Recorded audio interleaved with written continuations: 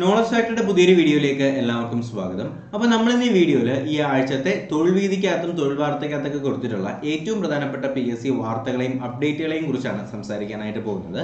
അപ്പോൾ PSC വാർത്തകൾക്കും ക്ലാസ്സുകൾക്കും ആയിട്ട് ചാനൽ എന്ത് ചെയ്യുക, ഇപ്പോൾ തന്നെ ഒന്ന് സബ്സ്ക്രൈബ് ചെയ്യുക. ബെൽ ബട്ടൺ കൂടി നിങ്ങൾ എന്ത് ചെയ്യുക, ഒന്ന് എനേബിൾ ചെയ്ത് വെച്ചാൽ നമ്മൾ അപ്ലോഡ് ചെയ്യുന്ന വീഡിയോസ് നിങ്ങൾക്ക് ഉടൻ തന്നെ നോട്ടിഫിക്കേഷൻ ആയിട്ട് ലഭിക്കുന്നതായിരിക്കും. അപ്പോൾ എന്തായാലും നമുക്ക് PSC വാർത്തകളിലേക്ക് തന്നെ കിടക്കാം.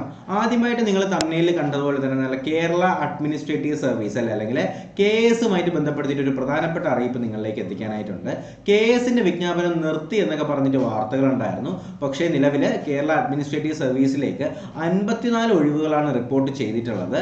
ഈ നടപടി അഡ്മിനിസ്ട്രേറ്റീവ് ട്രൈബ്യൂണലിന്റെ ഉത്തരവിന്റെ അടിസ്ഥാനത്തിലാണ്. അതുകൊണ്ട് തന്നെ കേരള അഡ്മിനിസ്ട്രേറ്റീവ് സർവീസിന്റെ നിയമനം നിർത്താനായിട്ട് തീരുമാനങ്ങൾ ഇല്ല. അപ്പോൾ ആ കാര്യം നിങ്ങളൊന്ന് ശ്രദ്ധിക്കുക. അപ്പോൾ KSന്റെ പരീക്ഷയും നിയമനവും ഇനിയും തുടരുമെന്ന് തന്നെയാണ് പറയുന്നത്. അപ്പോൾ എന്തായാലും പുതിയൊരു വിജ്ഞാപനത്തിന് വേണ്ടി നമുക്ക് എന്ത് ചെയ്യാം, കാത്തിരിക്കാം അല്ലേ. അപ്പോൾ നമുക്ക് ആദ്യത്തെ വാർത്തയിലേക്ക് നമ്മൾ കടന്നിട്ടുണ്ടായിരുന്നു. അപ്പോൾ നമ്മൾ തൊഴിൽ വീതിക്കകത്ത് കൊടുത്തിട്ടുള്ള അടുത്ത വാർത്തയിലേക്ക് നമുക്ക് കടക്കാം. അടുത്ത ഇതിൽ പറയുന്നത് നമ്മുടെ സർവീസ് സഹകരണ ബോർഡുമായിട്ട് ബന്ധപ്പെടുത്തിയിട്ടുള്ള ഒരു വിജ്ഞാപനമാണ്. സഹകരണ പരീക്ഷാ ബോർഡിന് ഇക്കൊല്ലം 3 വിജ്ഞാപനങ്ങൾ ഉണ്ടായേക്കാമെന്ന് പറയുന്നുണ്ട്. ആ വിജ്ഞാപനങ്ങൾ ഏപ്രിൽ, ഓഗസ്റ്റ്, ഡിസംബർ മാസങ്ങളിലായിരിക്കും ഈ വിജ്ഞാപനങ്ങൾ ഉണ്ടാവുക.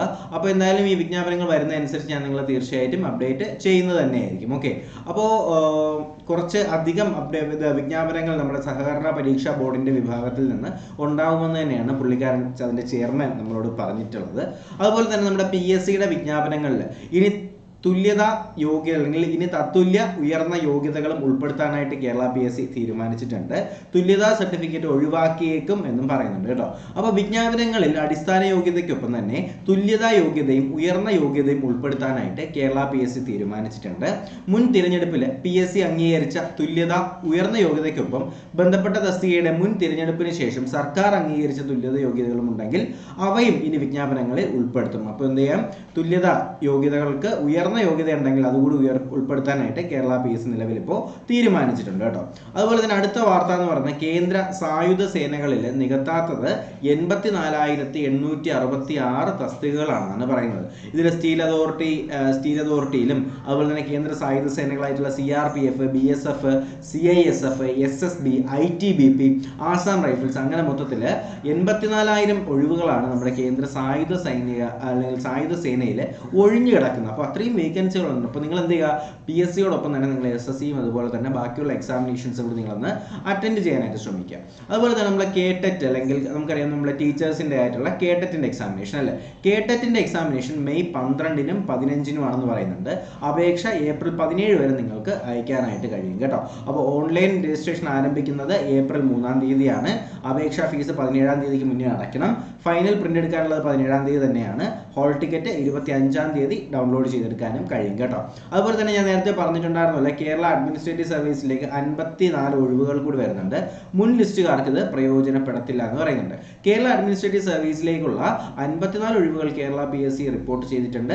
അഡ്മിനിസ്ട്രേറ്റീവ് ട്രൈബ്യൂണലിന്റെ ഉത്തരവിന്റെ അടിസ്ഥാനത്തിലാണ് എന്ത് ചെയ്യുന്നത്, ഈ വേക്കൻസികൾ റിപ്പോർട്ട് ചെയ്തത്. റദ്ദായ റാങ്ക് ലിസ്റ്റിലെ ഉദ്യോഗാർത്ഥികൾക്ക് നൽകിയ ഹർജിയുടെ അടിസ്ഥാനത്തിൽ റാങ്ക് ലിസ്റ്റിന്റെ കാലാവധിക്ക് മുൻപേ ഒഴിവുകൾ റിപ്പോർട്ട് ചെയ്യാൻ ട്രൈബ്യൂണൽ ഉത്തരവിട്ടിരുന്നു. എന്നാൽ സർക്കാർ ഒഴിവുകൾ റിപ്പോർട്ട് ചെയ്തതില്ല, സർക്കാർ ഈ ഒഴിവുകളൊന്നും റിപ്പോർട്ട് ചെയ്തിട്ടുണ്ടായിരുന്നില്ല. അപ്പോൾ അതിനുശേഷമാണ് 54 ഒഴിവുകൾ റിപ്പോർട്ട് ചെയ്തത്. അപ്പോൾ കഷ്ടപ്പെട്ട് പരീക്ഷ എഴുതി റാങ്ക് ലിസ്റ്റിൽ കയറിയവർക്ക് എന്തായാലും ഇതുമായിട്ട് യാതൊരു ബന്ധവും ഉണ്ടാകത്തില്ല. പുതിയതായിട്ട് വേക്കൻസികൾ റിപ്പോർട്ട് ചെയ്തതാണ്. അപ്പോൾ എന്തായാലും ഇനി കേരള അഡ്മിനിസ്ട്രേറ്റീവ് സർവീസിന്റെ എക്സാമിനേഷൻ നമുക്ക് പ്രതീക്ഷിക്കാം കേട്ടോ. അതുപോലെ തന്നെ ലാസ്റ്റ് ഗ്രേഡ് സെർവന്റിന്റെ 6 ജില്ലകളിലേക്ക് കൂടുതൽ നിയമനങ്ങൾ പോകുന്നുണ്ട്. അപ്പോൾ ഇപ്പോൾ നിയമനം നിലവിൽ പോയിക്കൊണ്ടിരിക്കുന്നത് തിരുവനന്തപുരം, എറണാകുളം, തൃശ്ശൂർ, വയനാട്, കണ്ണൂർ, കാസർഗോഡ് ജില്ലയിലേക്കാണ്. ഈ പറയുന്ന ലാസ്റ്റ് ഗ്രേഡ് സെർവന്റിന്റെ കൂടുതൽ നിയമനങ്ങൾ നടക്കുന്നത് തിരുവനന്തപുരം, എറണാകുളം, തൃശ്ശൂർ, വയനാട്, കണ്ണൂർ, കാസർഗോഡ് ജില്ലകളിലേക്കാണെന്ന് കൂടി നിങ്ങളൊന്ന് നോക്കുക. അതുപോലെ തന്നെ നമ്മുടെ വിമൻ CPOയുടെ റാങ്ക് ലിസ്റ്റ് വന്നിട്ടുണ്ടായിരുന്നു. റാങ്ക് ലിസ്റ്റിൽ 965 പേരാണ് നമ്മുടെ റാങ്ക് ലിസ്റ്റിനകത്തുള്ളത്. അതുപോലെ തന്നെ CPOയുടെ റാങ്ക് ലിസ്റ്റും നിലവിൽ എന്ത് ചെയ്യുന്നുണ്ട്, തയ്യാറാകുന്നുണ്ട്. സിവിൽ പോലീസ് ഓഫീസറിന്റെ റാങ്ക് ലിസ്റ്റും പ്രസിദ്ധീകരണത്തിന് തയ്യാറാകുന്നു. 7 ബറ്റാലിയനുകളിലായിട്ടാണ് ഈ ഒരു തസ്തികയുടെ റാങ്ക് ലിസ്റ്റ് തയ്യാറാകുന്നത്.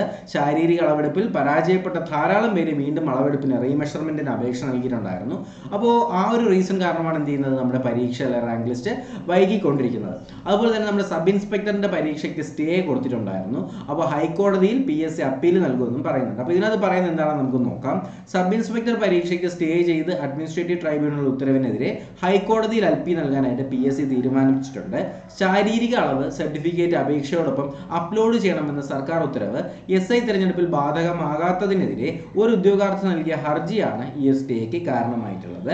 അതുപോലെ തന്നെ SI പരീക്ഷ ഏപ്രിൽ 29, മെയ് 15, അതുപോലെ തന്നെ മെയ് 27 തീയതികളിലായിട്ട് നടത്താനായിട്ട് നിലവിൽ തീരുമാനിച്ചിട്ടുള്ളത്. ഓക്കെ, അതുപോലെ തന്നെ നമ്മുടെ ഹയർ സെക്കൻഡറി സ്കൂൾ ടീച്ചറിന്റെ നമ്മുടെ ഹിസ്റ്ററി ഷോർട്ട് ലിസ്റ്റിൽ 220 പേരെ ഉൾപ്പെടുത്തിയിട്ടുണ്ട്. കേരള വാട്ടർ അതോറിറ്റിയുടെ എഞ്ചിനീയർ ഷോർട്ട് ലിസ്റ്റിൽ 450 പേര് നിലവിലിപ്പോൾ ഉൾപ്പെട്ടിട്ടുണ്ടെന്ന് നിങ്ങൾ നടന്നിരിക്കുക. ഓക്കെ, അപ്പോൾ ഈ പറഞ്ഞിട്ടുള്ള ബാക്കി വാർത്തകളിലേക്ക് നമുക്ക് കിടക്കാം. ഹയർ സെക്കൻഡറി സ്കൂൾ ടീച്ചറിന്റെ ഇംഗ്ലീഷ് നിയമനം കുറയുമോ എന്ന് ചോദിച്ചിട്ടുണ്ട്. ഇത് നമ്മുടെ ബാക്കിയുള്ള കൺസേൺസ് അല്ലെങ്കിൽ നമ്മുടെ സംശയങ്ങൾ തീർക്കുന്ന നമ്മുടെ തൊഴിൽവീതിയുടെ പങ്ക്തിയാണിത്. അപ്പോൾ ഇതിനകത്ത് ഹയർ സെക്കൻഡറി സ്കൂൾ ടീച്ചറിന്റെ ഇംഗ്ലീഷ് നിയമനം കുറയ്ക്കുമോ എന്ന് ചോദിച്ചിട്ടുണ്ട്. അപ്പോൾ നമുക്ക് നോക്കാം.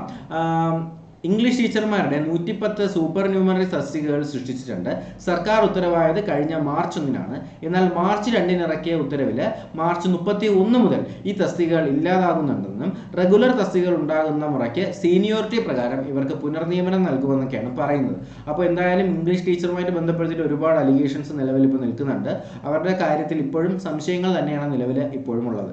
എന്തായാലും ഈ പറയുന്ന 110 അധ്യാപകരുടെ നിയമന കാര്യത്തിൽ തീരുമാനമുണ്ടായ ശേഷമേ higher secondary school teacher English ജൂനിയറിന്റെ പുതിയ ഒഴിവുകൾ PSC റിപ്പോർട്ട് ചെയ്തുള്ളൂ. അപ്പോൾ നിലവിൽ കൺസേൺ പറഞ്ഞിട്ടുള്ള 110 പേരുടെ കാര്യത്തിൽ തീരുമാനം ഉണ്ടാക്കിയിട്ട് പുതിയ ഒഴിവുകൾ റിപ്പോർട്ട് ചെയ്യുമെന്നാണ് PSC പറയുന്നത്. അതുപോലെ തന്നെ നിങ്ങൾ കേട്ടിട്ടുള്ളതാണ് ഈ കോൺസ്റ്റാബുലറി മിനിസ്റ്റീരിയൽ SI. ഇതിന്റെ യോഗ്യത ആർക്കൊക്കെയാണെന്ന് ചോദിച്ചിട്ടുണ്ട്. പോലീസ് വിജിലൻസ് വകുപ്പിലേക്കുള്ള ബിരുദധാരികളായ പോലീസ് കോൺസ്റ്റബിൾ, അതുപോലെ തന്നെ ഹെഡ് കോൺസ്റ്റബിൾ, സമാന തസ്തികയിൽ ജോലി ചെയ്യുന്നവർ എന്നിവർക്കാണ് സബ് ഇൻസ്പെക്ടർ കോൺസ്റ്റാബുലറി വിഭാഗത്തിൽ പരീക്ഷ എഴുതാനായിട്ട് യോഗ്യതയുള്ളത്. പോലീസിലെയും വിജിലൻസിലെയും ബിരുദധാരികളായ മിനിസ്റ്റീരിയൽ ജീവനക്കാർ, ഫിംഗർ പ്രിന്റ് ബ്യൂറോയിലെ finger print expert, finger print searcher എന്നിവയിലേക്കാണ് സബ് ഇൻസ്പെക്ടർ മിനിസ്റ്റീരിയൽ വിഭാഗത്തിലേക്കുള്ള നിയമനങ്ങൾ നടക്കുക. അപ്പോൾ ഇവർ പോലീസിന്റെ വകുപ്പിൽ 2 വർഷം സേവനം പൂർത്തിയാക്കിയിരിക്കണമെന്ന് പറയുന്നുണ്ട്. ബിരുദധാരികളായിട്ടുള്ള അധ്യാപകർ, ബാങ്ക് ഉദ്യോഗസ്ഥർ തുടങ്ങിയവർക്കും കോൺസ്റ്റാബുലറി മിനിസ്റ്റീരിയൽ വിഭാഗങ്ങളിലേക്ക് അപേക്ഷിക്കാൻ കഴിയില്ല എന്നാണ് കേട്ടോ, അപേക്ഷിക്കാൻ കഴിയില്ല കേട്ടോ. അപ്പോൾ ആ കാര്യം ശ്രദ്ധിക്കുക. പോലീസിലുള്ള ബിരുദധാരികൾക്ക് വേണമെങ്കിൽ എന്ത് ചെയ്യാൻ കഴിയും, ഈ ഒരു മിനിസ്റ്റീരിയൽ വിഭാഗത്തിലേക്ക് പരീക്ഷ എഴുതാനായിട്ട് കഴിയും. അപ്പോൾ അവരെന്ത് ചെയ്യും, കുറച്ചും കൂടി നല്ല പോസ്റ്റിലേക്ക് അവരെ റീഅപ്പോയിന്റ് ചെയ്യും. അതാണ് ഈ മിനിസ്റ്റീരിയൽ വിഭാഗം എന്ന് പറയുന്നത്. ഓക്കെ, അതുപോലെ തന്നെ ഒരു സംശയമാണ്, ഒരേ മാർക്ക് ലഭിച്ചവരുടെ റാങ്ക് കണക്കാക്കുന്നത് എങ്ങനെയാണെന്ന് ചോദിക്കുന്നുണ്ട്. അത് നല്ലൊരു ചോദ്യം തന്നെയാണ്, നമുക്ക് ഉത്തരം നോക്കാം. തുല്യ മാർക്ക് ലഭിച്ചവർക്ക് ഉയർന്ന പ്രായത്തിന്റെ അടിസ്ഥാനത്തിൽ റാങ്ക് നിർണ്ണയിക്കുന്ന രീതിയാണ് നിലവിലുള്ളത്. ജനനത്തീയതിയും തുല്യമാണെങ്കിൽ പേരിന്റെ അക്ഷരമാല ക്രമത്തിലായിരിക്കും മുൻഗണന നിശ്ചയിക്കുക. പേരും ഒരുപോലെയാണെങ്കിൽ ഇനിഷ്യൽ പരിഗണിക്കും. അതും ഒരുപോലെയാണെങ്കിൽ ഇനിഷ്യലിന്റെ എക്സ്പാൻഷൻ നോക്കും. വിമുക്ത ഭടന്മാർ, ഭിന്നശേഷിക്കാർ, അതുപോലെ തന്നെ ബാക്കി യോഗ്യത എന്നിവരിലും തുല്യ മാർക്ക് ലഭിച്ചാൽ അഭിലാഷണീയമായ യോഗ്യതയാണ് നോക്കുന്നത്. വിമുക്ത ഭടന്മാർ, ഭിന്നശേഷിക്കാർ എന്നീ രീതിയിലും റാങ്ക് ലിസ്റ്റിലെ മുൻഗണന നിശ്ചയിക്കും. അപ്പോൾ എന്തായാലും നമ്മുടെ ഡേറ്റ് ഓഫ് ബർത്ത് ഈ പറയുന്ന പോലെ തന്നെ എല്ലാം ഒരുപോലെയാണെങ്കിൽ അവർ ഡേറ്റ് ഓഫ് ബർത്ത് നോക്കും. അതും ഒരുപോലെയാണെങ്കിൽ പേര് നോക്കും. പേര് ഒരുപോലെയാണെങ്കിൽ അതിൻ്റെ ഇനിഷ്യൽ നോക്കും. ഇനിഷ്യലും ഒരുപോലെയാണെങ്കിൽ പിന്നെ ബാക്കി കാര്യങ്ങൾ അവർ നോക്കും. എന്തായാലും അങ്ങ് അത്രയും നീണ്ടൊന്നും പോകത്തില്ല. അപ്പോൾ പേരും കാര്യങ്ങളൊക്കെ വെച്ചായിട്ടായിരിക്കും എന്ത് ചെയ്യുന്നത്, ഒരേ മാർക്കാണെങ്കിലും നോക്കുക. അപ്പോൾ ബാക്കിയുള്ള PSC വാർത്തകൾ എന്തൊക്കെയാണെന്ന് നോക്കാം. ഓൾറെഡി ഒന്നാമത് പറഞ്ഞിട്ടുണ്ടായിരുന്നു, നമ്മുടെ KSന്റെ കാര്യം പറഞ്ഞിട്ടുണ്ടായിരുന്നു. അതുപോലെ തന്നെ LDV ഡ്രൈവർ റാങ്ക് ലിസ്റ്റ് പ്രസിദ്ധീകരിക്കുന്നതിന് വിലക്ക് കൊടുത്തിട്ടുണ്ട്. അപ്പോൾ നമുക്ക് എന്താണ് ഈ ഒരു വാർത്തയ്ക്കകത്ത് പറയുന്നത് എന്ന് നോക്കാം. വിവിധ വകുപ്പുകളിലേക്കുള്ള LDV ഡ്രൈവർ റാങ്ക് പട്ടിക പ്രസിദ്ധീകരിക്കുന്നതിന് അഡ്മിനിസ്ട്രേറ്റീവ് ട്രൈബ്യൂണൽ വിലക്ക് വരുത്തിയിട്ടുണ്ടായിരുന്നു. അപ്പോൾ ട്രൈബ്യൂണലിന്റെ ഇടക്കാല വിധിയാണ് ഈ ഒരു കാര്യത്തിൽ ഉണ്ടായിട്ടുള്ളത്. പത്തനംതിട്ട, കൊല്ലം ജില്ലകളിലൊഴികെയുള്ളവർ ഹർജി നൽകിയിട്ടുണ്ടെന്ന് പറഞ്ഞിട്ടാണ് ഈ ഒരു കാര്യത്തിലേക്ക് എന്തോ റാങ്ക് ലിസ്റ്റിൽ എന്തോ പ്രശ്നങ്ങൾ ഉണ്ടെന്ന് പറയുന്നുണ്ട്. ചുരുക്കപ്പട്ടികയിൽ ഉദ്യോഗാർത്ഥികളുടെ എണ്ണം വർദ്ധിപ്പിക്കണമെന്ന് ആവശ്യപ്പെട്ടുകൊണ്ടാണ് നമ്മുടെ ഈ ഒരു ഡ്രൈവറിന്റെ റാങ്ക് പട്ടിക അവർ നിലവിൽ നിർത്തിവെച്ചിട്ടുള്ളത്. അതുപോലെ തന്നെ നമ്മുടെ തത്തുല്യത യോഗ്യതയും ഇനി PSC വിജ്ഞാപനത്തിൽ വരുമെന്ന് പറയുന്നുണ്ട്. വിജ്ഞാപനത്തിലെ തത്തുല്യ യോഗ്യത തെളിയിക്കാൻ രേഖകൾ ഇനി എന്തില്ല, ആവശ്യം ഇല്ല. അപ്പോൾ എന്തായാലും പുതിയ പരിഷ്കാരങ്ങളും കാര്യങ്ങളൊക്കെ ആയിട്ട് കേരള PSC മുന്നോട്ട് പോവുകയാണ്. പരീക്ഷകൾ വരുന്നുണ്ട്, അപ്പോൾ അതൊന്ന് ശ്രദ്ധിക്കുക. ഡിഗ്രി പ്രിലിമിനറി വരുന്നുണ്ട്, അതുപോലെ തന്നെ ബാക്കി നമ്മുടെ IRB, സിവിൽ പോലീസ് ഓഫീസറിൻ്റെ ഒക്കെ പരീക്ഷ വരുന്നുണ്ട്. എല്ലാം നന്നായിട്ട് പഠിക്കുക. അപ്പോൾ എന്തായാലും നമ്മുടെ ക്ലാസ്സുകൾ ഇന്നലെ മുതൽ ആരംഭിച്ചിട്ടുണ്ടായിരുന്നു. Question paper വർക്കൗട്ടുകൾ തുടങ്ങിയിട്ടുണ്ടായിരുന്നു.